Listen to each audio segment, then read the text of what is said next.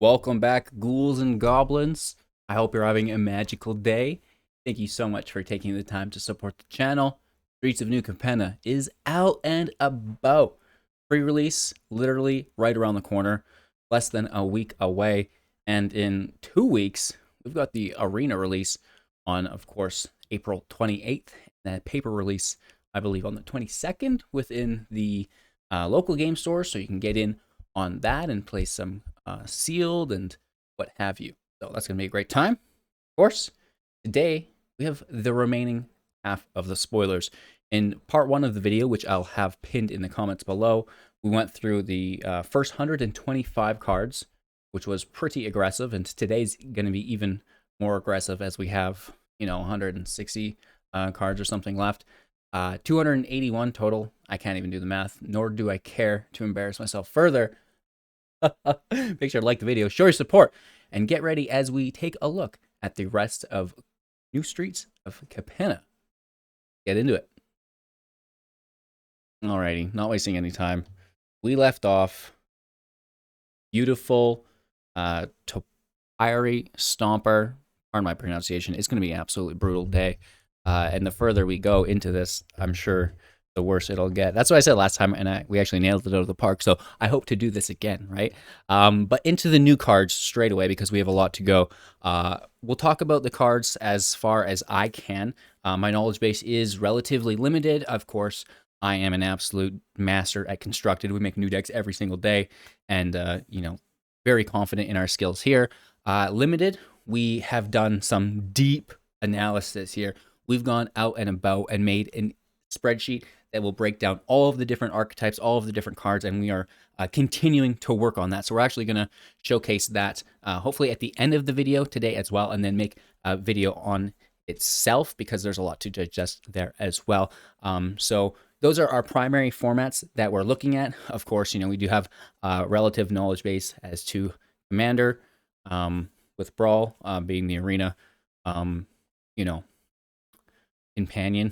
Maybe that's a non-choice word, but the equivalent to within the digital format here that we have access to, and of course historic as well. As far as your modern and pioneer breakdowns go, you're probably not getting them here, and this is what I mean to say. But other than that, we have you relatively covered. So getting into it right away, the Echo Inspector, 4 mana creature, bird rogue, 2/3. Flying. Whenever the inspector enters the battlefield, it's going to connive, and this is fantastic because we'll get to draw and then discard a card. So getting rid of something we don't need for a card that we do need, worst case scenario. Best case scenario, we've got a plump hand and we're looking to fill our grave with something of non-land stature anyways, and we'll actually gain a +1/+1 counter by doing so. So, if you're discarding the land for a spell that has value in the game, I still think that is very, very helpful, right? And that's going to get a ton of value through the matches within Limited, as it is a very accessible mechanic that does help you consistently play out your deck the way you'd like to through the draw and discard effect, right? Revel Ruiner for 4 mana, a 3/1 with Menace. This is nice, good damage. A little expensive, so we can immediately signify that it's a limited card, right? Too expensive, but it is what it is, and you take what you can get when push comes to shove. When it enters the battlefield, again, it's going to connive. This is fantastic. 4/2 potentially with Menace isn't actually that bad, and again, if we can gain additional value through that, not just the +1 counter, we're off to the races. Hypnotic Grifter for 1, Human Rogue, 1/2. We can pay 3 without tapping, so this is a very nice mana sink. We can dump this mana over and over, 3, 6, 9, so on and so forth. Probably not to 12, but when we do, it will connive. This is fantastic, and it can get bigger and badder. It's a 1-drop, which is nice, and it can, use that excess mana on your frequent turns. So I don't mind this card. I think it's pretty decent, both for potentially a free-to-play build, and most definitely in Limited as well. Next up, Unleash the Fernal for 4. Riveteers. I'm still trying to learn these new colors. I know this traditionally as Jund, the color combination of black, red, and green. Let me look at my spreadsheet quick. Riveteers, green, black, and red. Absolutely, we got it right. More on this spreadsheet later. Anywho, for 4 mana at instant speed, dealing 7 damage to target creature or planeswalker. When it is dealt excess damage this way, destroy target artifact, enchantment that an opponent controls with mana value less than or equal to the amount of excess damage dealt this way. So fairly expensive, but 7 damage is going to, well, it's going to remove anything, really. That is a lot of damage, and there's a good chance that there will be excess damage dealt this way, and now you can clean up, like it says, an artifact or enchantment along the side as well, which is pretty cool. So, you know, a rare card, but a very, very good rare card at that, because it's, you know, instant speed removal. Basically, could potentially be a 2-for-1, and, you know, if you do get maximum value from it, it will be. Moving on to Rough Fiend's Informant for 2 mana, a 2-1, and this is the Human Wizard.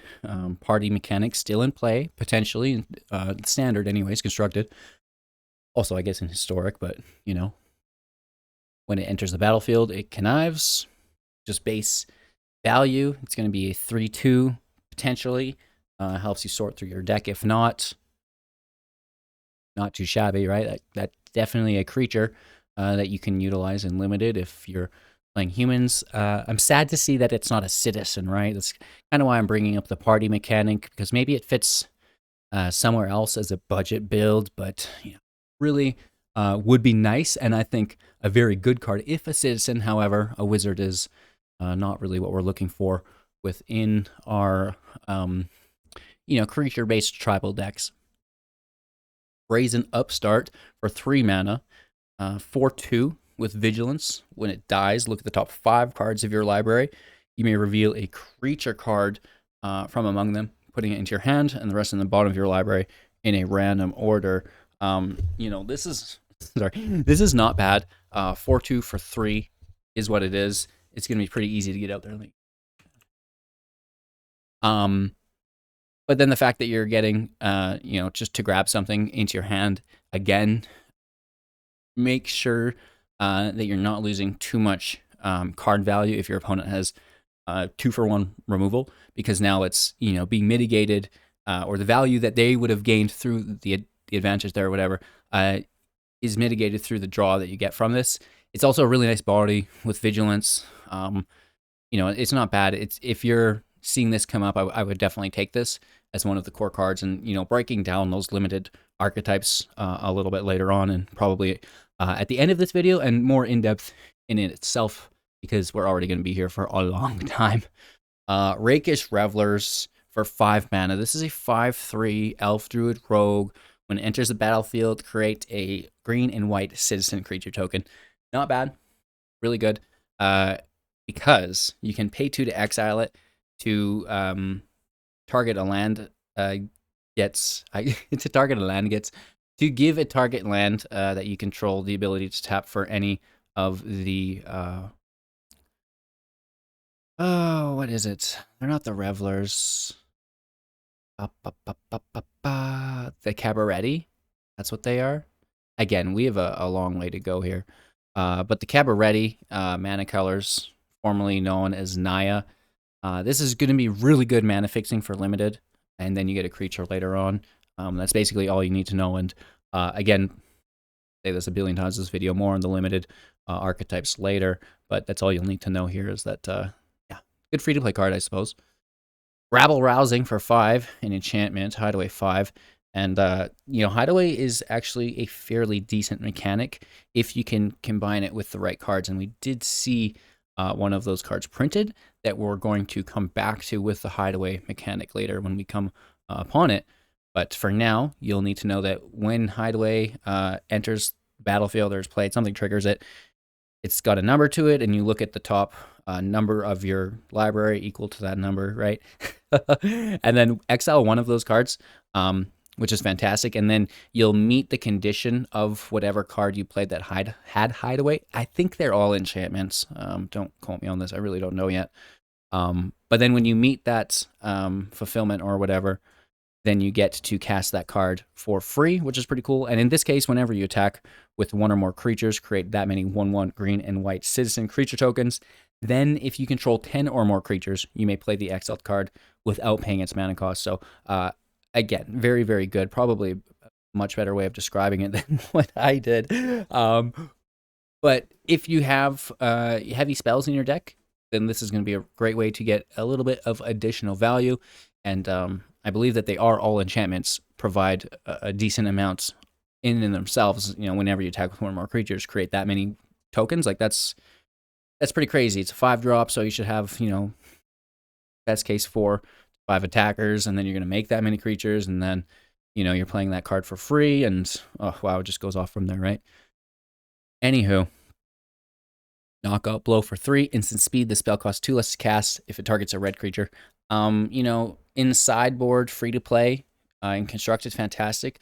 But at the end of the day, there's only so much removal in the limited pool that you're going to take this and just cast it for 3 and not worry about the 2 mana cost reduction, which is good if you get it, but it's still fine without. Knockout blow, dealing 4 damage to target attacking or blocking creature, and you gain 2 life, right? So, you know, if you're casting this for 3, that's Seed of the Empire plus 2 life, which is pretty decent, and then you can reduce it, which is nice as well. Shadow of Mortality, casual 15 mana here, and Avatar, and I've yet to see a really, really impressive Avatar that's competitive. Of course, if you get this in limited, it's a complete bomb, but it's a rare, so good luck. But if you get it, sure, fantastic. If your life total is less than your starting life total, the spell will cost X less to cast, where X is the difference. What I would like to see with cards like this is not your starting life total, but your max life, right? Because if I gain life, go up to 25, 26, and then down, I would like to see that count rather than having to go down from 20 the entire time. I get it. It makes it a lot harder to play, but if we wanted to make things like this more playable, I do think that would be the change up that we'd make. Again, you know, I don't really see where this is playable in constructed or anything. Maybe in a super choice deck, 7/7 for 2 mana is great, but that's all it is. It's a vanilla 7/7. There's nothing going on here with any keywords, so, you know. Cabaret Ascendancy. At the beginning of your upkeep, look at the top card of your library. If it's a creature or a planeswalker card, you may reveal it, put it into your hand. If you don't put the card into your hand, put it onto the bottom of your library. I don't think any of the Ascendancies are particularly good. Of course, a free draw every turn is not bad. It's non-legendary. You can stack it, but it just does like not a ton of value. It's a bomb and limited, of course, right? It's going to propel you through your deck. Really, really good because, you know, the meta is a lot slower in limited than constructed. I just don't see this being a super competitive deck or card within the deck. I could be proven wrong. Again, it's a really nice card to pick up in limited. It's not something I'd be spending my wild cards on day 1, though. You feel? Refuse to yield for 2 mana, instant speed. Target creature gets +2/+7 until the end of turn, and untap it. This is basically quasi removal within white for limited because there is such a lack of within white. The fact that you can attack, get some damage, your opponent's like, okay, well, I'm free to attack. They're tapped, and then you hit them with the heater, and you know they die, you survive. Quasi removal, right? So keep that in mind as we do go into the pre-release season soon. And again, more on this later. That follow the bread acronym: bombs, removal, evasion, aggro, Dudley. And I do think refuse to yield should be counted as a removal if white's your color. Speaking of removal, if white's your color and limited, buy your silence for 5, sorcery speed, exile target non-land permanent. Its controller creates a treasure token. You know, it's not great to give your opponent a treasure. However, you know, you could snag something of your own if you really needed to fix your own mana. But, you know, 5 mana, exile. That's what we want for limited. Psionic Scoop. 3 mana. 0/3. Flash. When it enters the battlefield. Connive. Of course, we know what this is. Draw and discard. If it's an odd land, put a +1/+1 counter on the creature. Recap, if you don't, it's you know, it's a card. I don't think it's an incredible card, but again, the ability to push through your deck is pretty decent. At worst case, Sleep with the Fishes, 4 mana, an aura, which, typically I don't like. However, when it enters the battlefield, you're going to tap a creature. It's also going to allow you to create a 1/1 blue fish creature token that cannot be blocked. And the enchanted creature doesn't untap during its controller's next, or any, in fact, of their untap steps. So blue removal, basically in limited, shutting down one of their creatures. I don't think I would play this in constructed really ever. Creating the creature that's unblockable is really nice, and actually that unblockable or / evasion is one of our prime mechanics within limited that we'll talk about later. The storefront, again, this is a good land if you're Obscuria. That is classically known as Esper, blue, white, and black. It's just going to, it's mana fixing. It is what it is. Extraction Specialist for 3 mana, 3/2 with lifelink. When it enters the battlefield, return target creature card with mana value 2 or less from your graveyard to the battlefield. That creature can't attack or block for as long as you control the specialist. Ooh, it's not incredibly bad, but it's not particularly good. This will definitely fit somewhere, but I'm just not entirely sure where. For example, it's a white card, mono white, but it's not a double white. The lifelink is nice. The rogue might be something in the future. We're going to have to wait and see as we grasp all of the cards included within the set. 2 mana or less from the battlefield, or from the grave to the battlefield. It really isn't that bad. We see new things, and I think maybe after rotation, this card will become better positioned. Selfless Savior is kind of where my heart goes to here. It sacrifices itself. It doesn't have to tap itself to sacrifice it to give something else indestructible. So that's kind of where I'm playing this. Honestly, it's probably going to be in a Boros deck.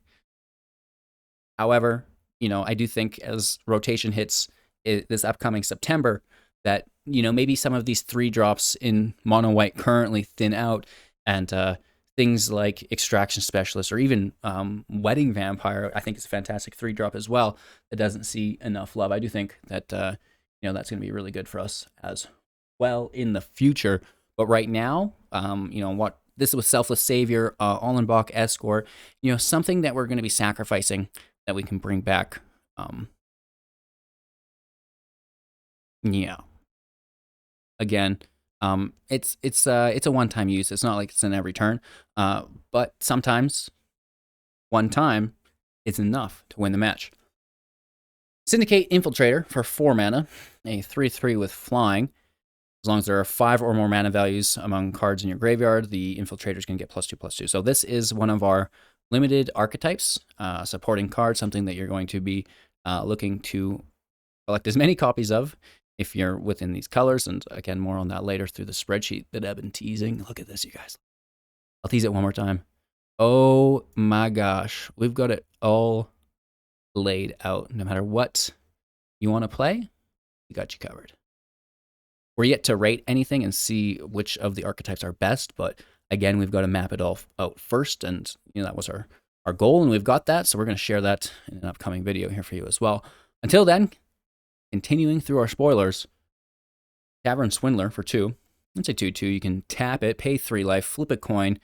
You win the flip, gain 6 life. So, yeah, I don't think this is good unless you're really utilizing some form of life gain as a trigger on your other permanents, because it's a 50-50 chance. You're tapping it, which isn't great. Flipping the coin, and you're coming out net neutral because of the 50-50% chance, right? Pay 3 life, gain 6 life. Pay 3 life, gain 6 life, right?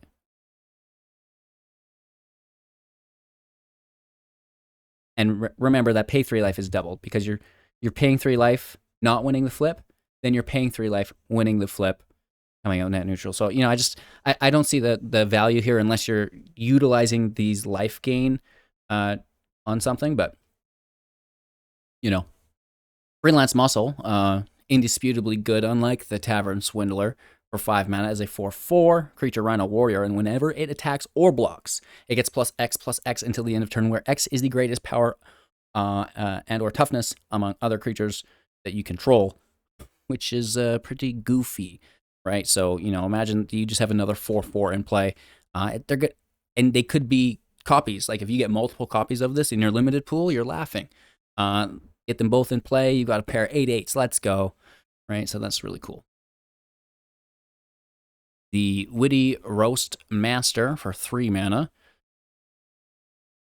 Alliance, 3/2. Whenever another creature enters the battlefield under your control, going to deal 1 damage to each opponent. Pretty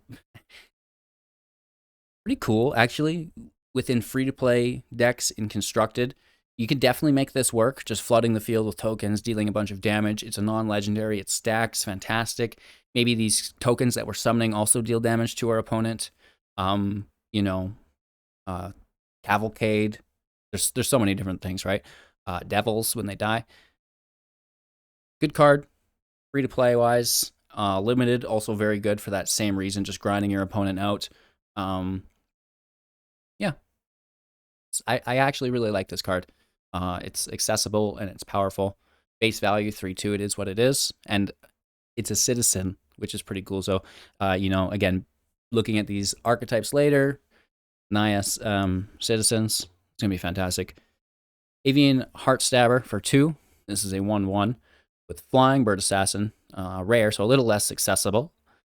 As long as there are 5 or more mana values among cards in your graveyard, the Heartstabber gets +2/+2 and has Death Touch. When it dies, mill 2 cards and then draw a card. If you can get this, it probably will dictate what you're trying to build around within Limited, but I wouldn't count on it because it fits with the archetype very, very well. In itself, a 1/1 with flying that can become a 3/3 with Death Touch and allows you to draw isn't the worst. We don't mind it, and again, potentially you can buff it up along the way with Inconstructed, right?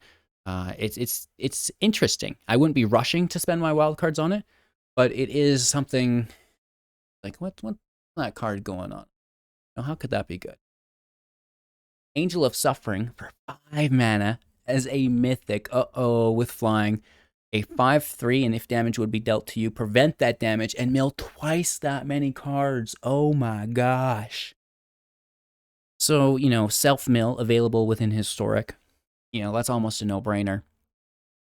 That's crazy. It's a 5/3 with flying, so that's going to be really good in Limited, just base value. An absolute bomb here, but good luck because it's a mythic. Again, just auto-take that for your collection. But I don't think it would be an incredible card for Constructed unless we get some, at least standard Constructed, unless we get some more self-mill cards. Win cons like Thassa, like we have in Historic. But nonetheless, pretty cool, right? Sick art. Horde Hauler for 4. Another rare here. This is an expensive row. 5/5 artifact vehicle trample. When it deals combat damage to a player, create a treasure token for each artifact that they control through 3. I mean, again, not rushing to spend my wildcards on this. 5/5 trample, crew 3 for 4. And then you're making treasures equal to the artifacts that your opponents control? I don't know. No rush there. Duskmangler for 7. This is a 5/4. We need more coffee. Let's be honest. When it enters the battlefield, each opponent sacrifices a creature, discards a card, and loses 4 life. Wow, so you have to do one of them. They have to do all of them. And you get a 5/4. That's absolutely incredible in Limited. Sanguine Spy for 3, a 2/3. Menace, lifelink, pay 1, sack a creature. Look at the top card of your library. You may put that card into your graveyard. Interesting. At the beginning of your end step, if there are 5 or more venom values among cards in your graveyards, you pay 2 life if you do draw a card. Again, fitting with that mechanic well. Maybe this could be a constructed mechanic alongside the limited. I haven't actually looked at a lot of these rares. This is the first time view for the rares and mythics for me. Previously, just breaking down those limited archetypes with my time. So seeing some support here within those rare slots for the 5 or more is interesting for me. Again, the sacrifice engine here is nice. You have to pay 1, which isn't fantastic, but it is what it is.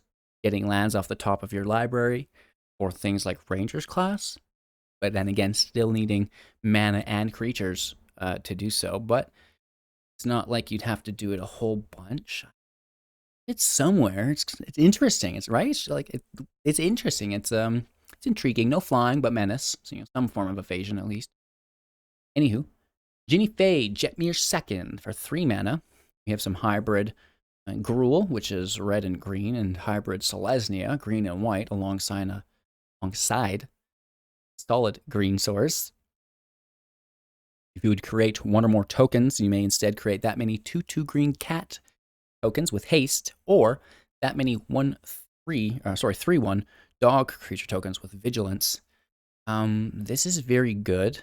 There is, I believe, in fact, a card that creates treasures very readily, and these treasures are tokens, and we can now create treasure tokens, or in other formats, blood tokens, whatever it happens to be, just converting non-creature tokens into creature tokens, right? Neat stuff here. I would be actually rushing to spend my wildcards on this potentially, right? I like this quite a bit. The Scheming Fence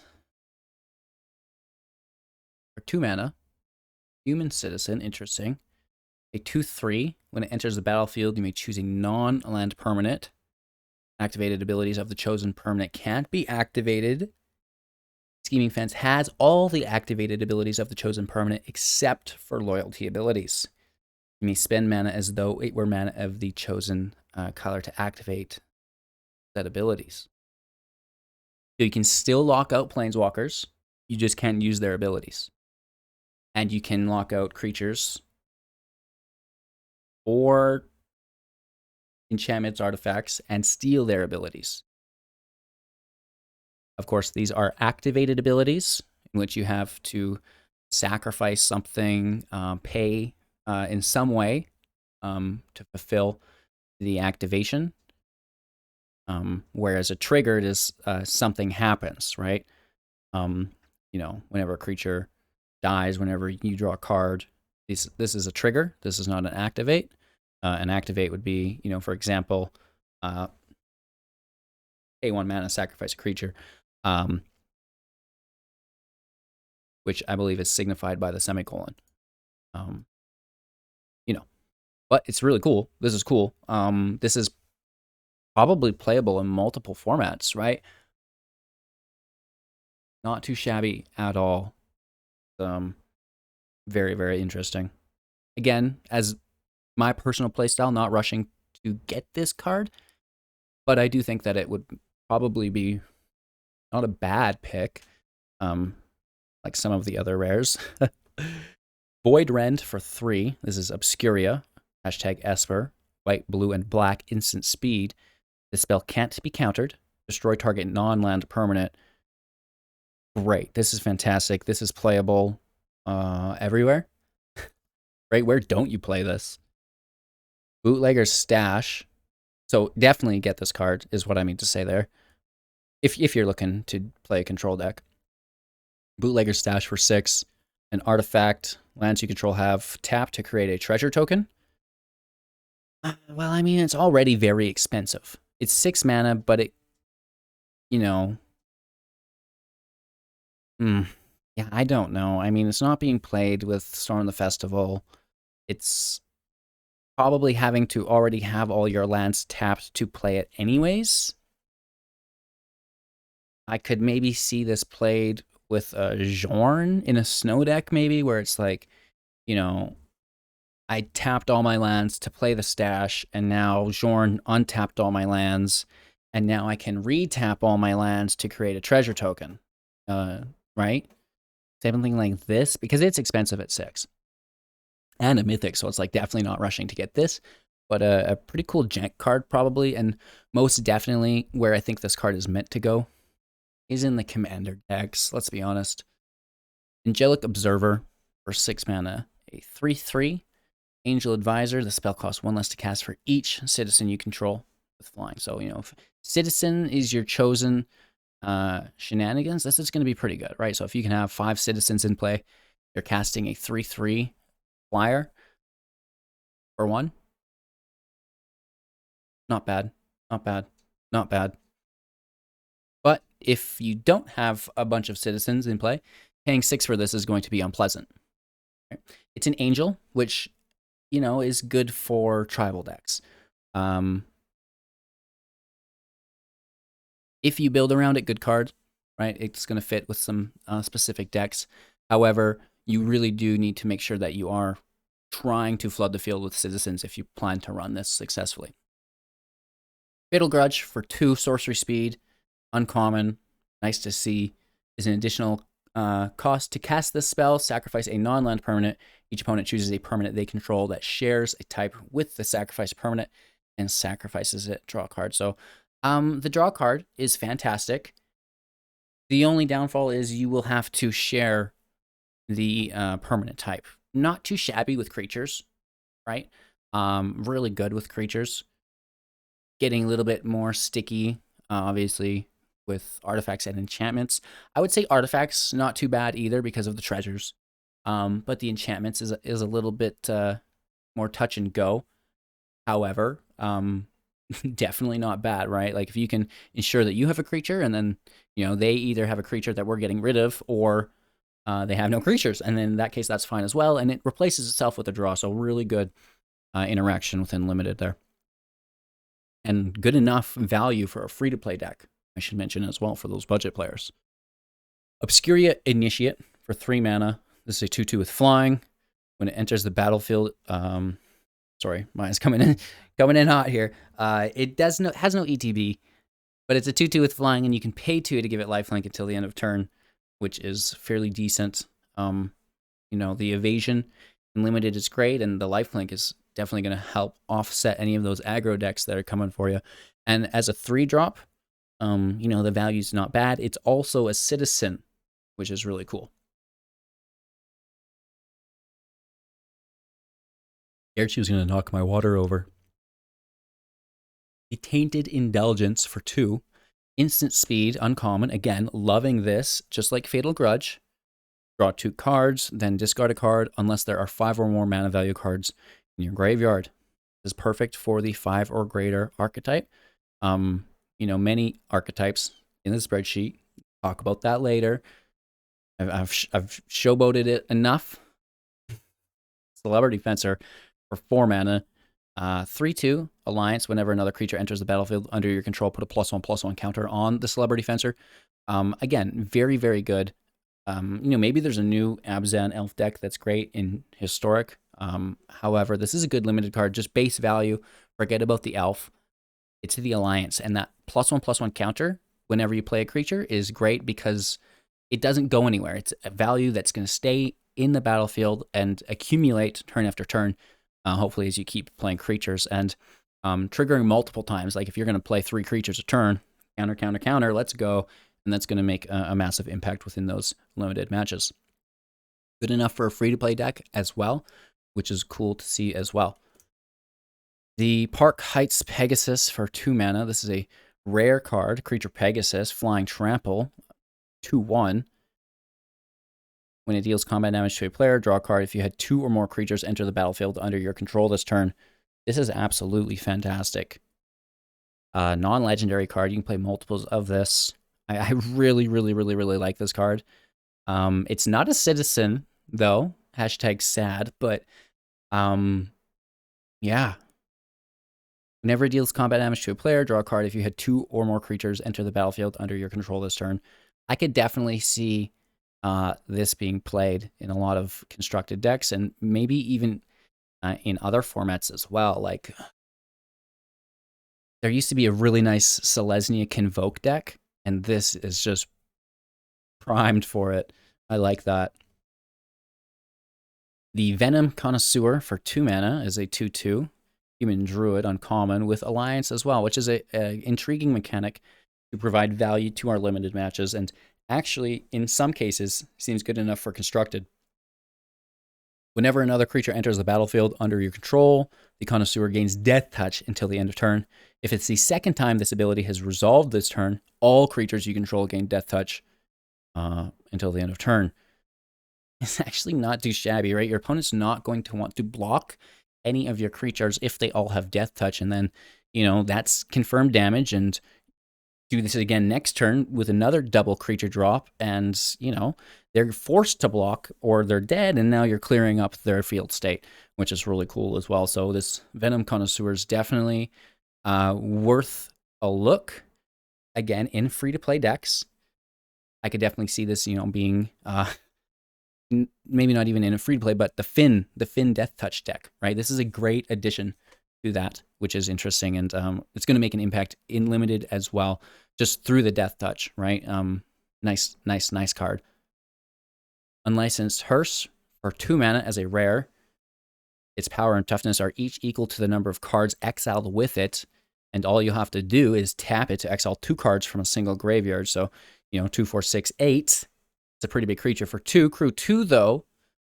So again, I don't think this is making a splash so much. Again, maybe there's an additional card for any of the artifact or vehicle decks that is pretty good, right? It's graveyard control. That's not bad. Will you need a ton of graveyard control? Always specifically, no. Is this a card I'd be rushing to spend my wildcards on? Only if I was playing one of those artifact decks. Otherwise, it's probably a skippily do. Personally, maybe this should have been included in the last set. I'm just kidding. I'm kidding.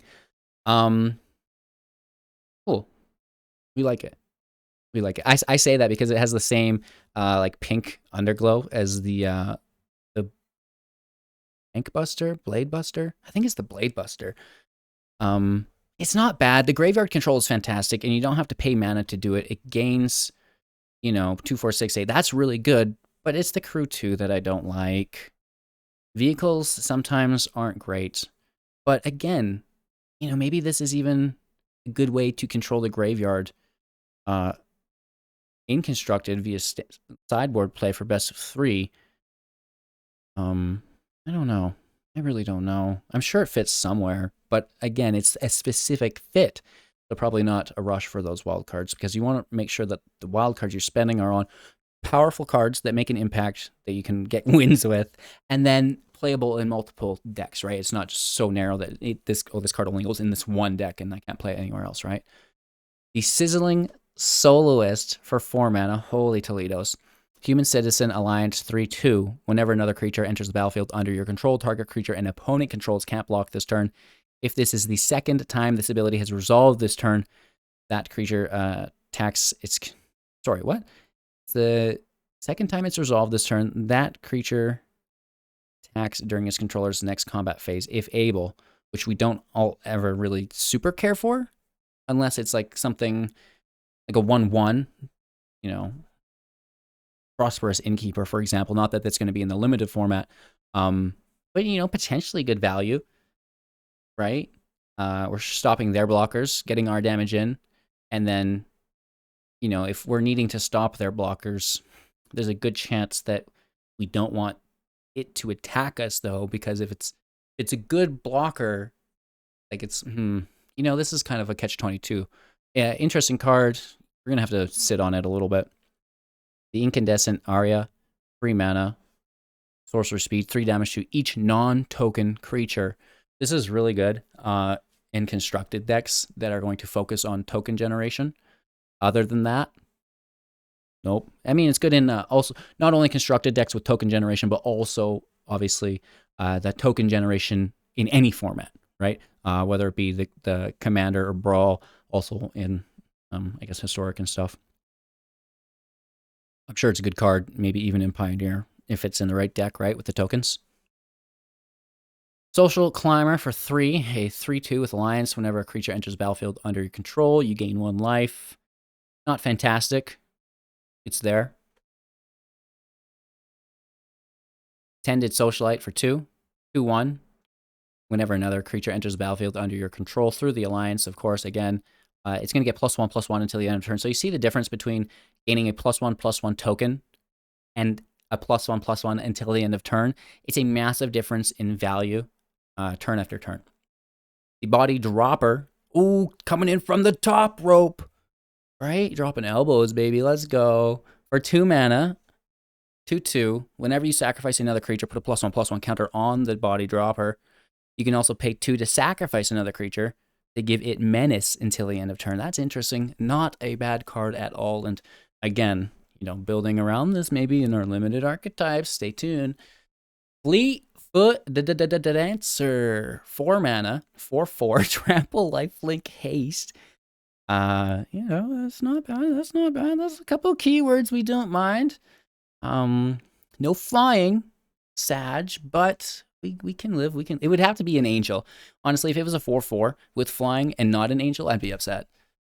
But trample, lifelink, haste, definitely not a bad card. This is cool. I'm sure this goes in elf decks all across the land. The Elegant Entourage for 4. This is a 4/4 elf druid with Alliance. Whenever another creature enters the battlefield under your control this turn, target creature other than Elegant Entourage gets +1/+1 and gains trample until the end of turn. You know, it's not too shabby. It's a 4/4 that's going to give out +1/+1 trample every turn. That's worth a look in limited. You know, I don't think this is constructed worthy, but what do I know? Maybe it is because it's an elf and you can play like 15 elves a turn and then everything gets +1/+1 and trample. Maybe it's good there. We'll have to wait and see. And as an uncommon, it's not going to be too hard to test, all right? Not sacrificing those wild cards. Cabaret Courtyard, again, just a limited land, helping you, you know, fix your mana base. Easy peasy, lemon squazzy easy. Roko Cabaret Caterer for 3 mana plus X, uncommon, which is interesting. 3/1 legendary creature elf druid. When it enters the battlefield, if you cast it, you may search your library for a creature card with mana value X or less, put it into the battlefield, and then shuffle. Ooh-wee. So, not a bad card, to be honest. The fact that it's an elf is very good. Like, elf tribal's getting some goodies here, right? Like, definitely not bad. This is a card, for sure. And again, whenever you see a multicolored card at uncommon level, you can definitely bet your dollar that it is part of a limited archetype. Same goes for Darling of the Masses. For 2 mana, Selesnya colors, plus 2 generic, green and white being those Selesnya colors. If you're unfamiliar, this is an elf citizen filling both roles. The elf druid is a little bit awkward, but the elf citizen is OP, right? Within this current format. Other citizens you control get +1/+0. Ooh, at uncommon level, decent. And whenever it attacks, create a 1/1 green and white citizen creature token. Which, of course, as long as the masses remains in play, it's going to be a 2/1, which is interesting. So definitely, this is one of those cards that you're looking forward to, and even powerful enough to make a free-to-play deck around later on. Moving on, we've got some commander cards. You don't care about that, because today's video is going to be long enough as it is. We've got a long way to go. So getting right into it, the Plasma Jockey. Whenever Plasma Jockey attacks, target creature an opponent controls cannot block this turn, and we can blitz for 3. So blitz is another new mechanic. If you're unfamiliar, you pay it, the creature comes in with haste, but then sacrifices itself on the end step, and you draw a card, which is pretty decent. So good damage. You know, they can't block, you get the damage in, it sacks, you draw, let's go. Allowable. All right, we're going to have to go in for a deeper investigation here. Raffine Silencer, Human Assassin, 1/1 for 3 mana. When it enters the battlefield, it connives When it dies, target creature an opponent controls gets -X until the end of turn, where X is its power. Decent quasi removal. We do not mind this within Limitado. I should stop. You see how we're starting to degrade halfway through the video. We've only made it 45 minutes, and I'm already, basing back to my child mode. Cabaret Initiate. 1 mana, 1/2. Let's go. Raccoon Citizen. Oh man, that Raccoon subtype OP. 3 mana. It's going to give it double strike until the end of turn. This is not bad. This is pretty cool at common level, right? Good value. Double strike as a common? What? Good. It's a good card. I'll play that in my limited deck. It's a citizen, right? Citizens get +1/+0. We've seen that. Now we're giving it double strike. We've seen other stuff for trample. What? The big score, which I was actually really interested to see. Expressive Windfall wasn't enough. It's not even... What's this card called? The red one, Windfall. It's not... It's Expressive Iteration. It's funny that I call it Expressive Windfall, though. Anywho, the Windfall is going to do the exact same thing as the big score for 4 mana, just at a less stringent mana cost, because we went from 2 generic, 2 red to now 3 generic, 1 red. Still at instant speed, still discarding a card to cast the spell, and then drawing 2 cards, creating 2 treasure tokens. Wow. We're gonna call it Big Windfall. Or Windfall Score. Now, I don't know. We're gonna combine these cards, but throw out that other card because this is a just strictly better. This is your new boy. Unless you need multiple copies of it, you want to go to 6 or 8 copies. Goldspan will love that. Oh man, there's gonna be such a dirty Goldspan deck because it's like free cast with Goldspan, and now you can combo through your whole deck. Oh my gosh, I do not like that. They should not have printed this. Unexpected Windfall and Big Score plus Goldspan Dragon are just, I just cycled through my entire deck. Oh no. Because it makes 2 treasures and it casts for 4, which is 2 treasures with Goldspan in play, and then you're just drawing 2 and have lost no resources. And then you can maybe put Birgi in it as well. Oh no. Lord have mercy.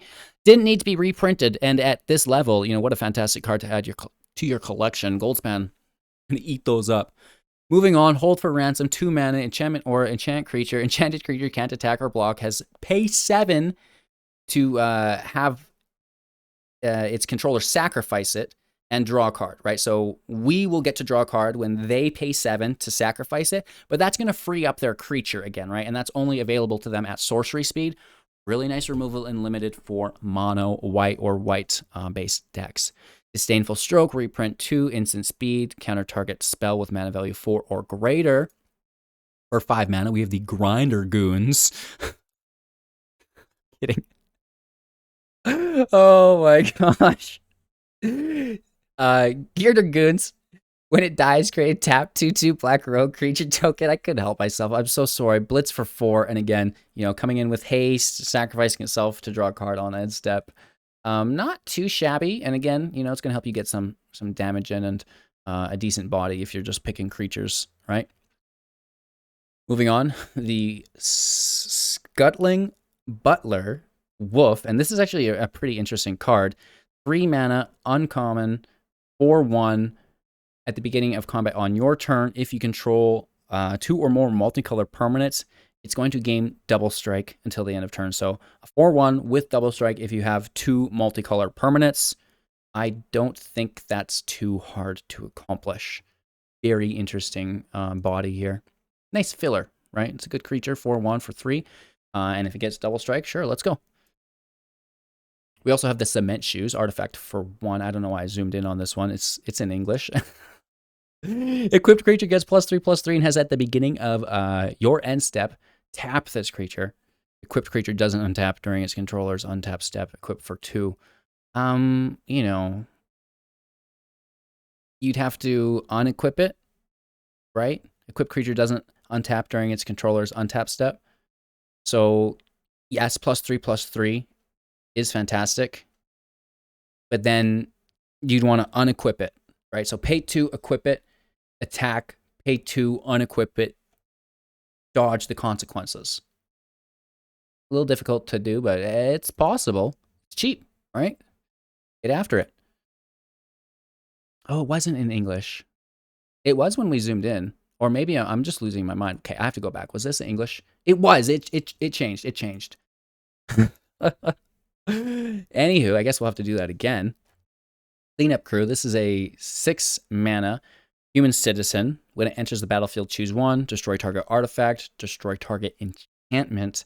Exile target card from a graveyard or gain 4 life. 6 mana. Should let you choose 2. Justin's got it figured out. But a 6/6 in limited is pretty cool as well. And if it's going to destroy an artifact or enchantment, that's good enough for me. That's good enough for me. I don't mind it. That's a big body. And sometimes the biggest body wins. Right? Once your opponent's out of removal, the biggest booty wins, baby. Let's go. All right. For 3 mana, black, red, and green, human warrior with haste, 4/2. It has indestructible as long as it's entered the battlefield this turn. That's pretty good. That might be constructed playable at uncommon level, which is always good to see. And again, uncommon, multicolor permanent, signifying to us one of our limited archetyped cards. More on this later as we explain the spreadsheet. But a good card. I like this. Really powerful. 4/2, indestructible, haste. Decent. Maybe you can pop a shield counter on it or something. I don't know. We'll have to see. The Pugnacious Pugilist, holy Toledo's, Ogre Warrior, 4/4 for 5 mana within red color. Whenever it attacks, create a 1/1 devil that's tapped and attacking with whenever this creature dies, deals 1 damage to any target. Blitz for 4 mana. This is not that bad. This is probably a creature that I would pick up. The fact that it can, at very minimum, attack, probably trade with one of their blockers, draw a card, make a devil, or maybe it stays around, you make multiple devils, then it's very good. So I like this. I think this is a snaggle daggle. Moving on. The Widespread Thieving, 3 mana enchantment, Hideaway 5. So I do think they are all enchantments with Hideaway. Again, when it enters the battlefield, look at the number signified beside the Hideaway, and then exiling one of those cards, right? And playing that card for free if we meet the requirement. In this case, whenever you cast a multicolored spell, create a treasure token, which isn't bad. And then you may pay 1 color of each mana, a white, a blue, a black, a red, and a green. If you do, you may play the exiled card without paying its mana cost, which is kind of awkward because you're actually having to pay 5 to play whatever it is. However, making the treasures is great, and if that card that you cast for free is multicolored, you're in turn going to create another treasure, which in turn, basically reduces it. It's like a mail-in rebate down from 5 to 4. Having to spend it later, probably very, very good with Goldspan, right? And now the treasures are great as well. So cast a multicolored spell, pay that mana. Oh, it would be hard to pay that mana with Goldspan though, because it's all different colors. You wouldn't get to double down anyway. Oh, well, that's out of it. It's still not bad. And when you see some of the bigger spells that we can cast for free through Hideaway, just that value in and itself is still good, but it's a little awkward. It's nice to make the treasure tokens though on multicolored spells. Hello, Bard's class. Let's go. Right? So again, probably not rushing towards it, but it's interesting and it definitely will fit somewhere. Everything fits somewhere, right? Corpse Explosion for 3 mana, sorcery speed as a rare. As an additional cost to cast this spell, exile a creature card from your graveyard. Deal damage equal to the exiled card's power to each creature and each planeswalker. For 3 mana? Whoa! Whoa. This is so sick. Like in a reanimator deck, this is fantastic because you're putting those big creatures in the grave organically. You're already doing this. And now, oh, my opponent just happens to have an entire field. You know, one creature from the grave's not going to do it for me. Why don't I just nuke the field state? Goodbye. Right? Wow. For example, toss a Venomocus, 5 damage to everything. Right? This is a fantastic card for Reanimator decks and just red-black based decks in general. Wow. 3 mana. I like it. I like it. Moving on, the Civil Servant, 2 mana. 2/3 Cat Citizen. Whenever it attacks, you may tap an untapped citizen you control. If you do, the servant will get +1/+0 and gain lifelink until the end of turn. This is actually not that bad. Specifically good with another attacker with vigilance. So you can attack with the servant, attack with the vigilance. Boom, it triggers the tap ability. You tap the vigilance, which is attacking as well, and then you get the +1 lifelink. Let's go. Glittering Stockpile. This might be the worst form of mana fixing that I've seen in the set. 3 mana, Artifact Treasure, tap it, pay 1 red, put a stash counter on it. Then in another turn, tap it, sacrifice it to add X mana of any one color, where X is the number of stash counters on the stockpile. I'm not smart enough for this card. Moving on, Rogue's Gallery. I'm not even going to try to break it, right? 3 mana, maybe someone in chat can. Sorcery speed for each color. Return up to 1 target creature card of that color from your graveyard to your hand. This is potentially return 5. Unlikely, most likely return 3. However, some good value and definitely free-to-play potential here, I'll tell you what. Involuntary Employment, isn't it all? 4 mana, sorcery speed, gain control of target creature until the end of turn. Tap that creature. It gains haste until the end of turn. Create a treasure token. Okay, so this is fantastic as we see the casualty mechanic played. Now we can sacrifice our opponent's creature after we've attacked with it and created a treasure.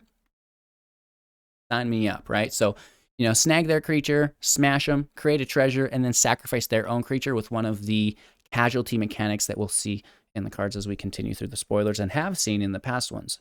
The only gain control of target creature that we've seen. So this is a very high value card. Let me tell you what. The Chaldea Strong Arm for 5 mana, 2/3. When it enters the battlefield, put 2 +1/+1 counters on target creature. Not too shabby. It's a little expensive, though. Blitz for 4, of course. Haste.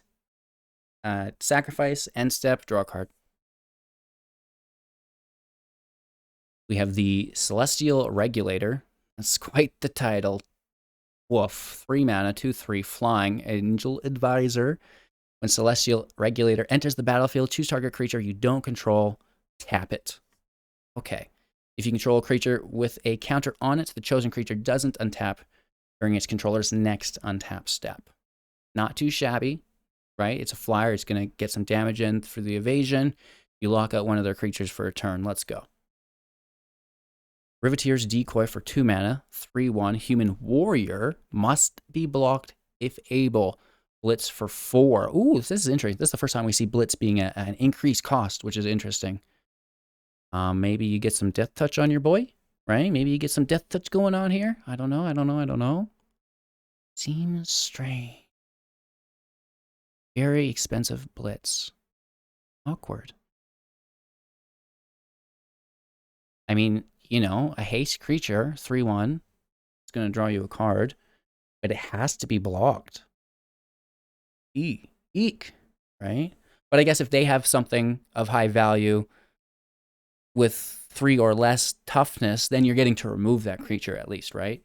And you get the draw. So that's maybe not actually that bad. That could be a form of green removal, green quasi removal, in limited at least. Agnes the Dragon Lash. Okay, so we talked about that card a little bit ago. That we'll have to go back to it here, but first let's read this card. For 4 mana, red plus Rakdos Hybrid, Gruul Hybrid, 3/3 with haste, legendary. Warrior, Whenever a creature you control with haste attacks, create a tapped treasure token. Right? And it was the, I forget the name of it, Jetmir's second, I believe. Oh no, we're going to get lost looking for it. It's Jetmir. I think it was Jetmir's second. Yes. Whenever you would create one or more tokens, you may instead create that many 2/2 or 3/1s. So we're going to be making treasures, which in turn come in as token creatures, which is absolutely fantastic. So whenever a creature you control with haste attacks, create a tapped treasure token.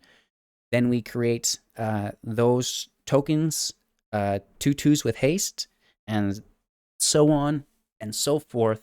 Again, they're both rares, but discovering potentially some new constructed synergies here through our journey as well, which is pretty cool. So I like this card. I will definitely be trying a deck like that. Speaking of trying a deck like, this is one of the better cards I've seen so far. It may not look it, but holy Toledo's, can you ever build around the Reservoir Kraken? 4 mana, 6/6, Trample Ward 2. At the beginning of each combat, if the Kraken is untapped, any opponent may untap a creature that they control. If they do, the Kraken will tap, and we will create a 1/1 token that cannot be blocked. Cool. Cool.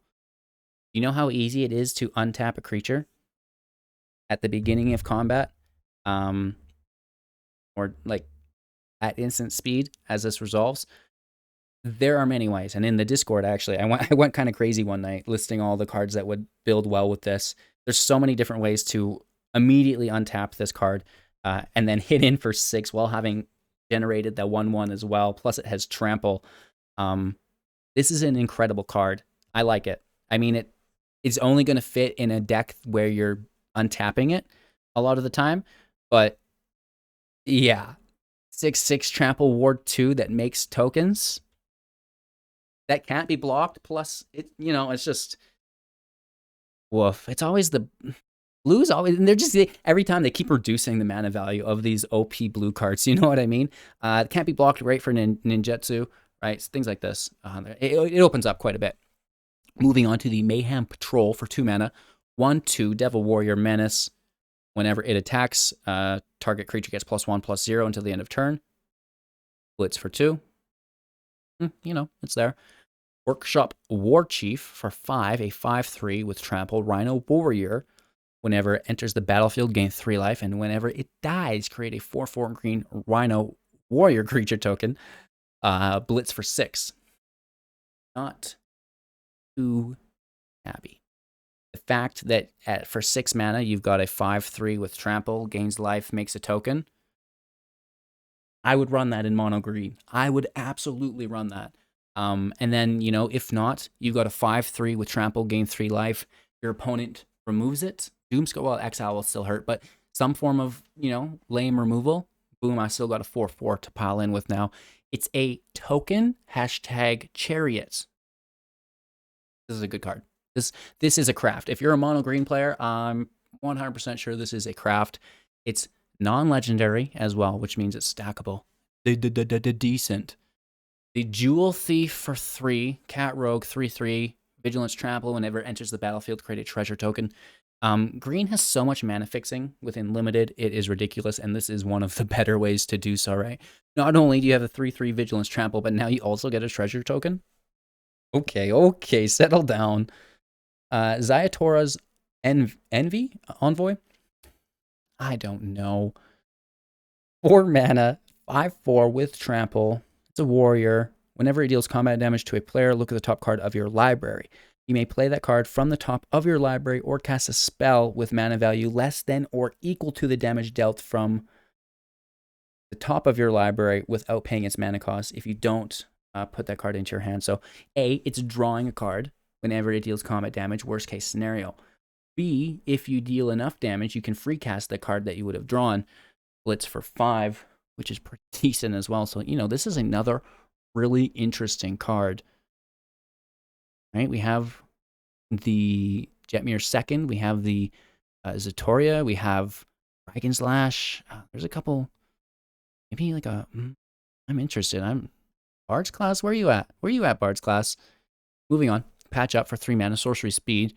Return up to 3 target creature cards with mana value total 3 or less from your graveyard to the battlefield. Don't know. I don't know. I mean, bringing back 3 1-drops might be alright, but I don't know. It's there. Maybe it fits somewhere. Very cool in the Lifeline deck, like the starter deck within Arena right now. Selesnya, green and white life gain. This is fantastic, right? This is really, really good in those budget builds. I'm just unsure of its playability within limited, but still, again, day by day, gaining a deeper understanding of what that meta is going to look like. Moving on, we have the Broker's Veteran. This is a 2/1 for 2. Human Soldier. When it dies, put a shield counter on target creature you control. You know, it's... could be an enter the battlefield effect. It could be better. Riveteer's Ascendancy for 3 enchantments. Whenever you sacrifice a creature, you may return target card with lesser mana value from your graveyard to the battlefield tapped if you... sorry, you can only do this once a turn. This is better than the other Ascendancies, just value-wise, because, you know, you can do it on your turn, you can do it on your opponent's turn. If you're a sacrifice deck, it's going to bring something back into the battlefield, and, you know, now you can have another thing to sacrifice. This is absolutely fantastic. When it comes back into the battlefield, it doesn't do so with an effect that says, you know, the next time it dies, it gets into exile instead. It's just going to go back to the grave and then back to the battlefield and back to the grave. So I do like this card, and I'm very interested in it. Mr. Orifo the Boulder. Now that's an impressive name. Holy. 4 mana, 2/4, legendary creature Rhino Warrior. Whenever you attack, double target creature's power until the end of turn. Okay, so this is free to play friendly, and that, again, you know, kind of like limited archetype. Not to spoil the spreadsheet or anything. Decent card, though. We like it. I would pack one, pick that. If there wasn't a rare I was hunting or a mythic. Brass Knuckles. 4 mana. Whenever you cast the spell, copy it. Equipped creature has double strike as long as you have 2 or more equipment attached to it. Equip 1. You know, I don't know.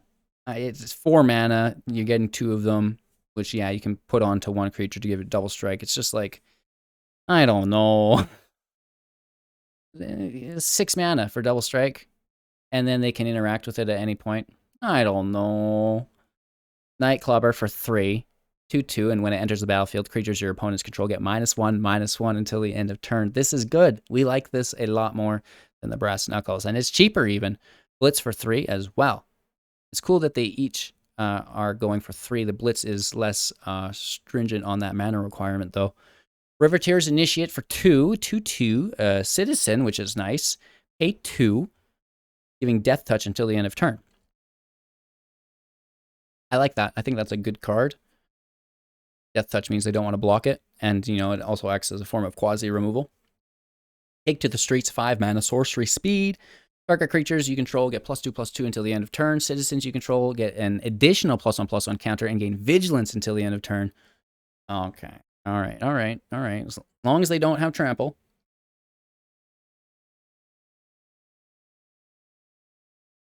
We don't mind. We don't mind that. It's expensive, but, you know, limited finisher. Vigilance is nice because you can defend again, too, if you didn't kill them. Moving on. We have the Riveteer's Requisitioner. This is a rogue. 3/1, which is pretty decent. When it dies, create a treasure token. Nice. Blitz for 3. Okay. That's actually pretty good.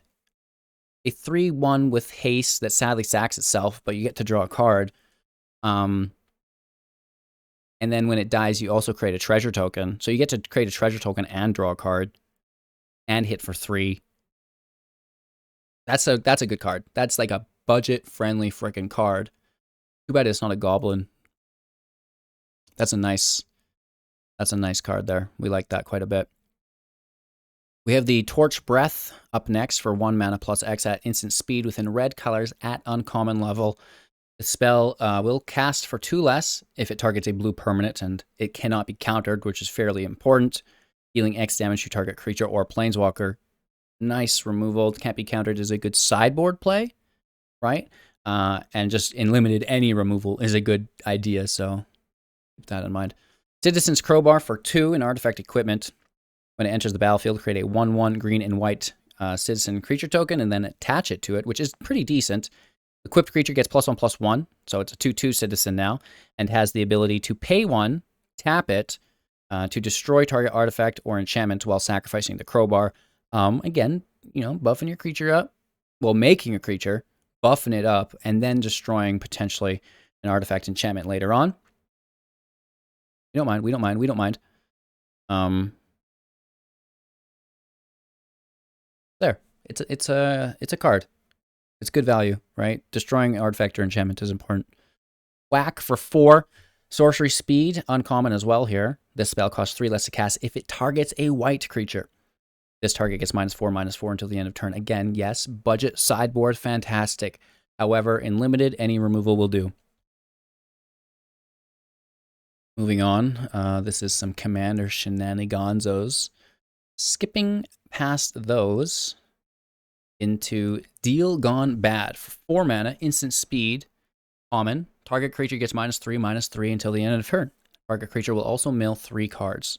Target player, not target. Well, target creature could mill the cards. I don't mind. Just does it for the player. See, let me get those on my way to the graveyard. Taking them with me, baby. Again, removal, right? The mill could be bad against the 5 or more deck, and I think you could target yourself with this as well. So it would be good for that deck as a form of removal, because target creature gets -3/-3 until the end of turn is 1, and then target player mills 3 cards. So you can target their creature and yourself if that was the case. Again, in limited, players are only running with 40 card libraries, so any mill is like not okay. Slip out the back for 1 plus, it's at instant speed, which is nice. Put a +1/+1 counter on target creature. It phases out. There is a archetype that will require this to be put into it. I can't believe I slipped past this one on my first browse through. We do have an invasion / counter deck, and this is it. This is counters and it's evasion. It's 1 mana at instant speed as well. So, woo, we like it. And you know what's really cool? This is better defensively than a Fading Hope, because you don't have to repay for your mana. Which is absolutely fantastic, right? For that creature to re-enter. Jetmir's Fixer for 2 mana, 2/2. Pay 2, gives +1/+1 until the end of turn. If mana from a treasure was spent to activate this ability, put a +1/+1 counter on the Fixer instead, which is, again, long-term, really nice just to collect those +1 counters.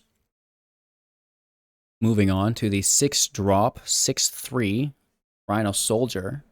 It will enter the battlefield with a shield counter on it, and it will have trample as long as it has the shield counter on it. Really nice fatty. A lot of junk in the trunk. We're big fans. For 1 mana, Boon of Safety at instant speed. Put a shield counter on target creature. Scry 1. There. For 3 mana, Wing Shield Agent, Human Soldier, 2/3. When it enters the battlefield, it will do so with a shield counter on it, and whenever it attacks, up to 1 other target creature gains flying until the end of turn. Again, this is going to be pretty decent and limited. You can get a big fatty up in the air now with evasion, a hit if it didn't have trample or something. Not too shabby. Just passing out flying is really nice. For 2 mana, the Halo Scarab, Halo Scarab, insect, 2/1, pay 2, exile it from your graveyard to create a treasure token. So again, universal mana fixing here, colorless, right? A lot of mana fixing, allowing us to play multiple color decks in limited very easily. Server of the Clandestine Bard Citizen with flying. It's a 3/3, and whenever it enters the battlefield, we will gain 1 life for each other creature that we control, which is fairly interesting. 5 mana, nice flyer for limited. Endless Detour, instant speed. This was within Bant or Broker colors, green, white, and blue. The owner of target spell non-land permanent or card in a graveyard, puts it on the top or bottom of their library. That's fantastic. You know, Aether Gust, divide by 0, doing similar things. Non-land permanent. Just any target spell, non-land permanent that's already in play, or card in the graveyard. That's so good. We like this. Nice. It's like, you know, are we gonna have a 5-color control deck? Or notably 4-color. Everything but red. Woof. Just add black into here. Obscuria plus brokers equals GG's. Dapper Shieldmate for 4 mana. This is a 2/2. When it enters the battlefield, it will do so with a shield counter on it. As long as it's your turn, the Shieldmate gets +2/+0. Streetwise Mentor, Origo, for 3 mana. The Lesnia and Azorius hybrids, blue and white and blue, alongside that hard white, or plains. Whenever the Mentor enters the battlefield, it will do so with a shield counter on it, and whenever you attack a player or planeswalker with 1 or more creatures with power 1 or less, draw a card. You know, you're not drawing multiple cards because it's 1 or more. And it has to be 1 or less, but the draw is nice. It's not bad. It's a cat citizen filling 2 tribal roles here. Interesting. Maybe it's a commander, but again, it's interesting, right? A brawl commander right here. Anyone? It's cheap because you can replay it, right? The Tenacious Underdog. I would have never translated that. Oh my gosh. 3/2. Blitz for 4. Woof. You can cast it from the graveyard using its Blitz ability, though. That is good.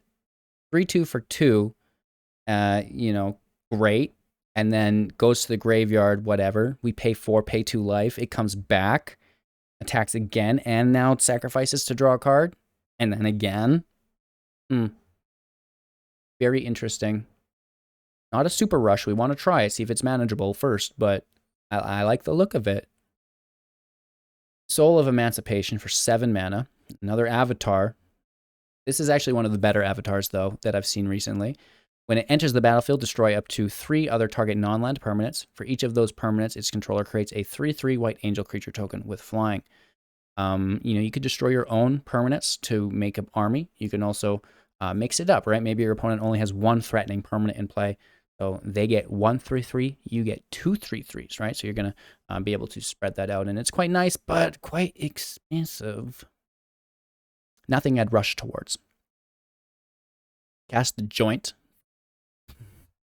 Case the Joint, sorry. 4 mana. I wanted to say pass the joint. You know what I mean? At this point, we've been here long enough. We deserve a reward. 4 mana, sorcery speed.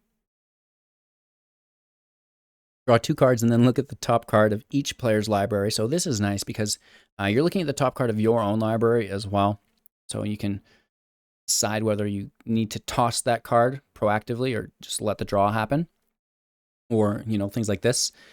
Maybe you don't want to waste mana on a scry now because you know you're going to leave that card there anyways. Getting to know what's on your opponent's mind is also really nice, and the draw 2's not bad either. It's just a little expensive, right? But not unplayable. Masked Bandits for 6 mana. A Raccoon Rogue, which I absolutely love. Look at the artwork on this thing. That's so good. 5/5 with Vigilance and Menace. Pay 2, exile it. Target land gains tap for black, red, or green. And then you can still play the Bandit from exile, which is nice. So this is a high priority card in Limited. You see one of these cards, I would snag that because not only does it fix your mana pool, but it's also a pretty banging creature card for that mid game. Even the score for 3+ X instant speed as a mythic. This spell costs 3 blue less to cast, so just X if an opponent has drawn 4 or more cards this turn. Unlikely. Draw X cards. Maybe you can force them to draw, and then you're drawing as well. I don't know. This is a chase card. Maybe this is probably a commander card somewhere. Sanctuary Warden for 6, flying. 5/5 Angel Soldier. When it enters the battlefield, it will do so with 2 shield counters on it. And whenever it enters the battlefield or attacks, you remove a shield counter from a creature or planeswalker that you control, not only itself. If you do, draw a card and create a 1/1 green and white citizen. Very expensive, but I like it. Not ultra shabby. I mean, it's expensive as all hell, but you can reduce the cost of angels, you know, a couple different ways. I'm sure there's plenty of decks that would like to play this in Historic. You know, it's an absolute bomb in Limited. But again, at Mythic, I wouldn't be getting that a lot. Okay, so we talked about Hideaway a few times. This is the chase card. Meeting of the 5. It's 8 mana, so if you can cast it for free through Hideaway, fantastic. Exile the top 10 cards of your library. You may cast spells with exactly 3 colors from among them this turn. Add 10 mana and spend this mana only to cast spells with exactly 3 colors.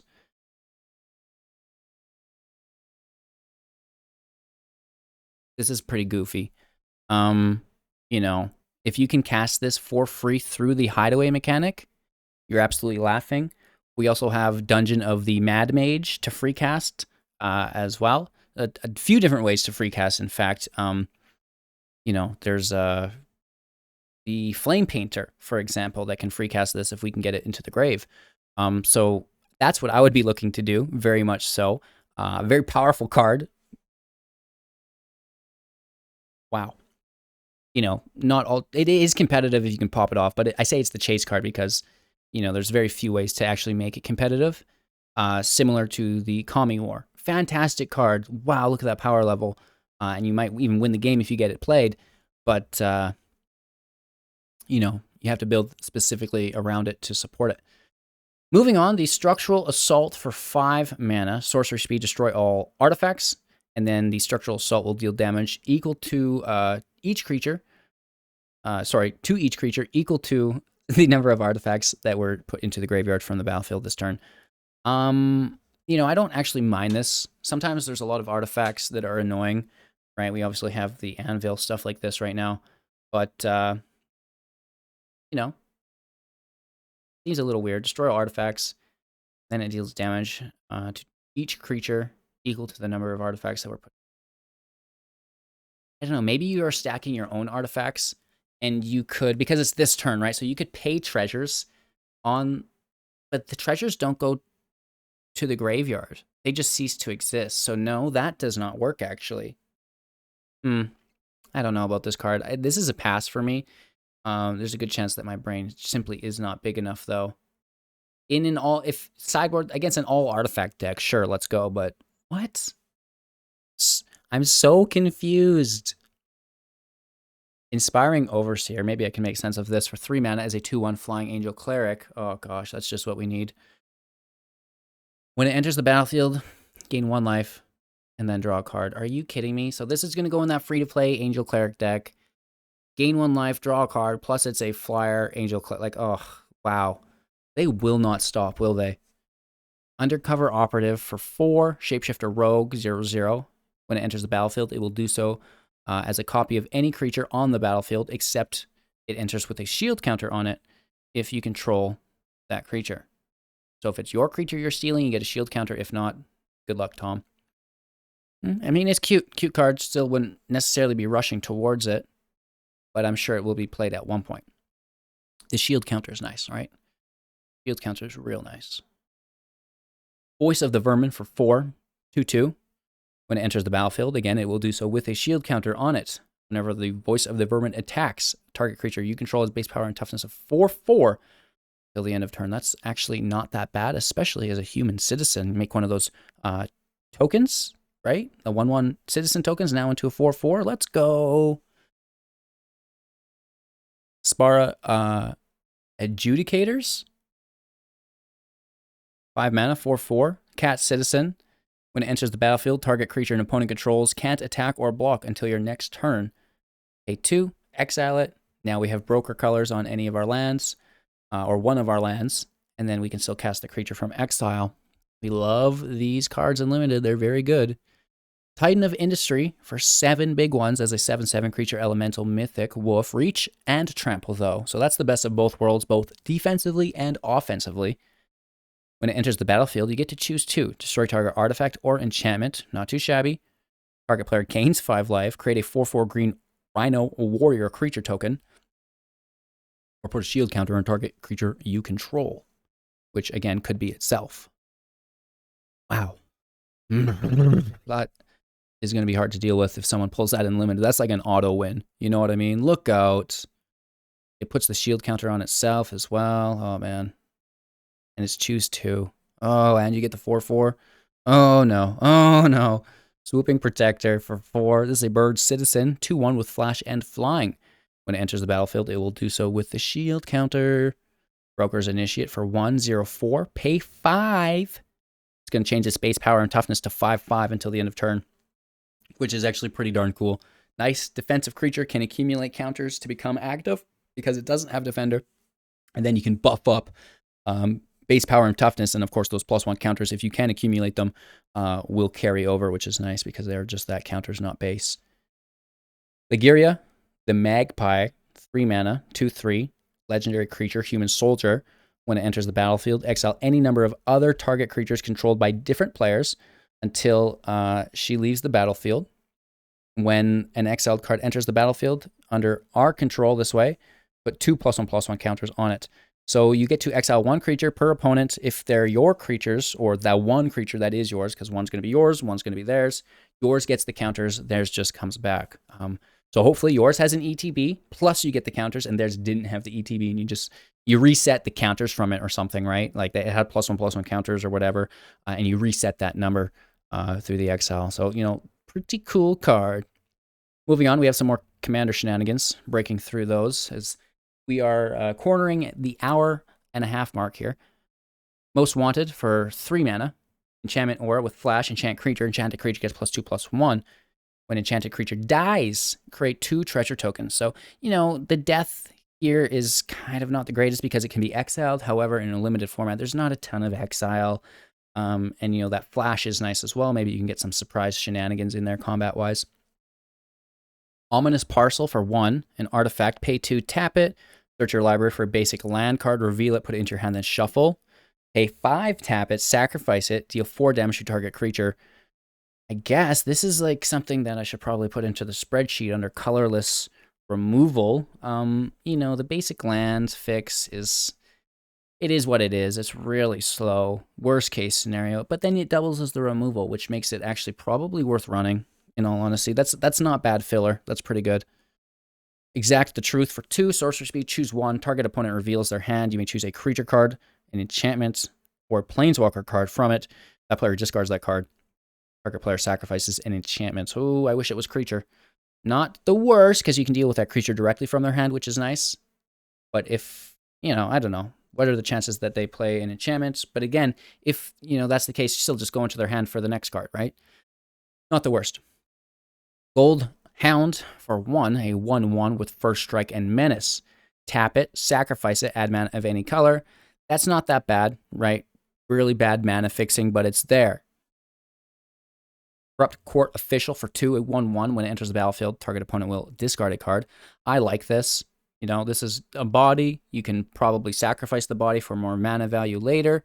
And you're already going 1-for-1 with a card in their hand, which is nice. So, it's a land. Maybe they brick. Worst case scenario, right? For us. I mean, I guess them as well. Best case scenario for us, we get their bomb creature. But it's unlikely unless it's their last card, which we can engineer. But again, still always as a base value going 1-for-1 on, hand value. I think it's good. Expendable Lackey for 1, a 1/1. We can pay 2 to exile it from your graveyard, creating a 1/1 blue fish creature token that cannot be blocked at sorcery speed. It's there. We don't mind. It's basically 2-for-1. It's a creature. 1/1 that comes back is a 1/1 that can't be blocked, right? So, not fantastic by any means, but it's there. It's a citizen as well, which can, benefit from some shenanigans.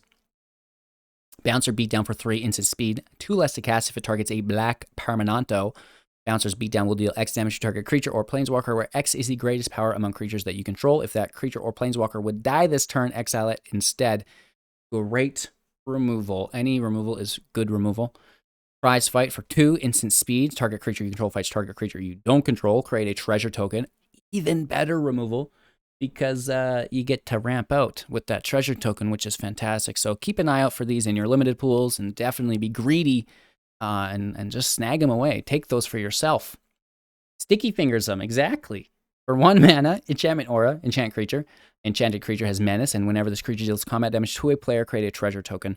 Whenever enchanted creature dies, draw a card. Oh, it's not that bad. It's not that bad. It's pretty good. Again, it could be exiled. Treasure token's not bad. It can potentially pay for itself if it gets connected. Auras are hard to connect in case you're like maybe your opponent removes it or something, right? The creature while you're trying to while the target is on the stack. You know what I mean? It's I could see it being justified by people, right? Especially if it gets a couple cracks off as well and then draws a card. Sure, it pays for itself, draws a card. Why not? Exhibition Magician, I think is a little bit better though, for 3 mana as a 2/1 human wizard. When it enters the battlefield, choose one, either creating a 1/1 citizen or creating a treasure token, right? So this is really nice because then even if they exile it, you've already created that treasure. Those ETBs are fancy, yo. Cutthroat Contender for 1, a 1/1 human, vampire warrior, pay 1 life, which you can do multiple times, which is pretty interesting. It gets +1/+0 until the end of turn. Oh, sorry, activate only once each turn. That takes the fun right out of it. Gathering Throng for 3, 3/1 human citizen. When it enters the battlefield, search your library for any number of cards named Gathering Throng, reveal them, put them into your hand, then shuffle. So if you can kind of hoard these, it's going to be a really, really good card advantage. Right? You get a bunch of these in your deck, grab them all to your hand. An army of 3/1 citizens, let's go. Paragon of Modernity. Modernity? Modernity. I really do not know. Woof. 4 mana, 2/2, flying, pay 3. It's going to get +1/+1 until the end of turn. If exactly 3 colors of mana were spent to activate this ability, it gets a counter instead, which isn't the worst, right? 3/3 flying, 4/4 flying, 5/5 flying. You know, it's going to get there and going to get the job done. Also an angel, which is interesting. Quick Draw Dagger for 3, flash. When it enters the battlefield, attach it to a creature that we control. That creature gains first strike until the end of turn. It will also gain +1/+1 as long as it's equipped. Equip cost is 1. Fake Your Own Death for 2, instant speed. Until the end of turn, target creature gets +2/+0 and gains when this creature dies. Return it to the battlefield tapped under its owner's control, and you create a treasure token. The more text, the better. So this saves a creature. It makes it bigger so it trades with our opponent as it's at instant speed, right? They're like, oh, no, I got the blocker, or I can attack through, right? So you're going to get them on the combat shenanigans. Plus you get the treasure, and your creature comes back. Absolutely fandangos here. Capenna Express, getting nervous when I see a green vehicle. 4 mana as well. Oh, is this a chariot again? 6/6. Oh my god, it's even worse. Sacrifice a treasure. It's going to become a creature until the end of turn, which is pretty cool instead of paying the crew 3. So it really, actually fairly powerful 4-drop at common level. Revelation of Power for 2 at instant speed. Target creature gets +2/+2 until the end of turn. If it has a counter on it, it's also going to gain flying and lifelink until the end of turn, which isn't too shabby, but again, there's contact point here. You know, combat tricks, and all that. Gilded Pinions. Pinions? I don't even know. 2/2. Equipment. When it enters the battlefield, create a treasure token, which is good. This is universal mana fixing as it's colorless. The equipped creature will gain flying for 2, which is also actually pretty good, right? You know, give this 6/6 flying and smash home. We have the Hideout and the Overlook. Again, these are just sacrifice lands. When they enter, sacrifice it, and then you grab a basic of the colors and gain 1 life. Easy. Glitter Mongerer, 4 mana, 1/4, tap it to create a treasure token. That's going to be fantastic. High Rise Sawjack for 3, 2/3 with reach. Whenever it blocks a creature with flying, it's going to gain +2/+0 until the end of turn. You know, you'd be surprised how powerful flying in limited is. So if you have the chance to shut it down, you know, sometimes it is a good idea to do so because there's going to be a lot of players who are focused on that flying because they know it's hard to deal with in limited. The Warm Welcome for 3. Instant speed, looking at the top 5 cards of your library, you can reveal a creature card from among them, put it into your hand, put the rest into the bottom of your library in a random order, creating a 1/1 green and white citizen creature token as well. Look at the top 5 instant speed, grab a creature card, make a token. It's definitely not good, but it could be worse, right? It's a nice way to increase consistency. And if you happen to get a nice creature bomb, like a really good creature, then this is a cool way to make sure that you can play it more frequently within your matchups. Broken Wings for 3 mana instant speed, destroy target artifact, enchantment, or creature with flying. Civic Gardener for 2. When it attacks, untap target creature or land. Nothing super fantastic here by any means, I don't think. The Broken Wings is good removal. For the family, 1 mana, instant speed, target creature gets +2/+2 until the end of turn. You control 4 or more creatures, it's going to get +4/+4 until the end of turn instead, which is actually fairly decent. It's one of the better combat interactions that we've seen for +4/+4 and 1 mana. Jackhammer, an artifact for 2, equipped creature gets +2/+0, equipped for 2. This is just what I would say an absolute useless card. Ready to Rumble for 5, sorcery speed, choose 1, 5 damage to target creature or planeswalker. Destroy target artifact. Really nice removal. Any removal is good. It is expensive, sure, but in a limited format, just take what you can get. Wrecking Crew for 4, a 5/4 with reach and trample. Again, the best of both worlds. The Mythic we've seen had reach and trample, so that should signify how nice that combination of keywords is as a 4/5. So, we're okay with this Wrecking Crew being a little expensive because it's really, really quite nice. Antagonize for 2, target creature gets +4/+3 until the end of turn. Woof, right? That's a really nice combat trick there. Darling Escape for 1, instant speed, target creature gains +1/+0 until the end of turn, alongside First Strike, also allowing the Scry 1, which is pretty nice. So, cool combat trick here. First Strike is beautiful, especially if you can combine it with something like Death Touch here on the Midnight Assassin for 3, a 1/2, also with flying alongside that Death Touch. Crooked Custodian for 2, a 3/2, and it will enter the battlefield tapped. Hashtag so sad, but, it's a 3/2 for 2. It is what it is at common level. It's not a bad body. Demon's Due for 4, instant speed, scry 2, draw 2 cards, then lose 2 life. Not too shabby, but it's a little bit expensive. Run Out of Town for 4, instant speed. The owner of target non-land permanent puts it on the top or bottom of their library. This is classic blue shenanigans. Reset your creatures, tempo. Interesting free, it could be a free-to-play card, but archetypal card, archetypal, I don't, woof. Right, we're getting late into the video here, we gotta hurry up. Sewer Crocodile is good with the mechanic of the archetype of filling your graveyard with 5 or more mana values, right? So it's a 4/6 for 6, pay 4, it can't be blocked this turn, which is ridiculous. And it will cost less to activate, 3 so, if there are 5 or more cards or mana values among cards in your graveyard. So, potentially unblockable for 1 as a 4/6. That's a clock, right? I know my articulation is like way down here, but I still know that that's a good limited card. The Backstreet Bruiser for 2 mana.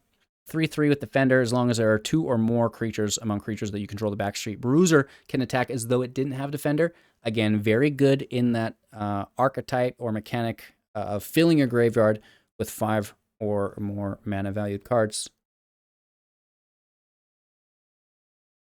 Alrighty, that coffee's going to help for sure. Majestic Metamorphosis for 3 mana, instant speed until the end of turn. Target artifact or creature becomes a 4/4 angel artifact and gains flying. Beautiful. You'll also get to draw a card, which is nice. Combat tricks, really good here. They think they can attack. They think they can block. Change the whole scenario, and you get the draw. Not too bad. Backup Agent for 2. A 1/1. When the backup agent enters the battlefield, put a +1/+1 counter on target creature. This is really good. Also a citizen. Kill Shot for 3, instant speed. Destroy target attacking creature. Amazing removal. Really nice that mono white has this as well. The Sky Crier, that's what I feel like. For 2 mana, a 1/1 with flying and lifelink. It's also a citizen, which is nice. Pay 4, target opponent and yourself will both draw a card. Questionable. And then finally, Gaidea, Font of Hope for 2, a 2/2 legendary creature angel, flying vigilance. Each other angel you control enters the battlefield with an additional +1/+, or counter on it for each angel that you already control. Oh my gosh. We can also tap it to add 1 plains or white source to our mana pool, spending it only to cast an angel spell. So it can attack and then tap for mana, which is pretty doggone goofy. And that is it. That is all 281 cards. It took us an hour and 40 minutes to get through. Oh, Toledo's. Holy Toledo's.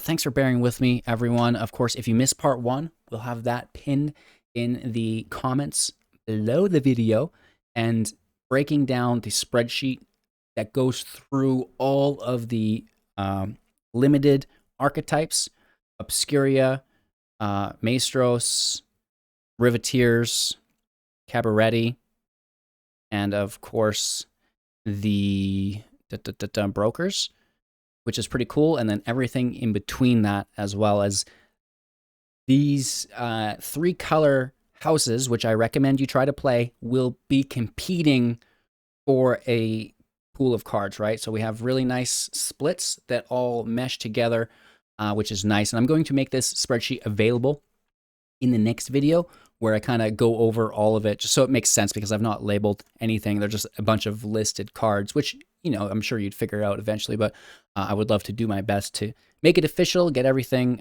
easy to understand. And then, again, we are continuing to work with this, releasing it to the public, and then fixing it up as we go. So that's going to be a lot of fun, trying to make sure that you guys are able to compete at the highest levels within your pre-release. And then, you know, everybody at the local game stores can be like, whoa, where'd you learn to play limited like this? And be like, wow, you know, Hello Good Game put out a great video on it. You should check it out. And then that'll be fantastic. Anywho, we did a lot today. It was not easy, but I'm very happy to be done it. I'm very excited for some of these new cards. We've literally mapped out the entire limited meta, which is really exciting, just fine-tuning it as we go. And now in the upcoming days, which we have plenty of time because the arena release has been delayed a week, plenty of time to theory craft, right? So looking forward to making some new standard decks. Thank you guys all so much for watching. I hope you have a magical day. Make sure to like the video, show your support, subscribe to the channel, become a YouTube member today, and see you soon in the next.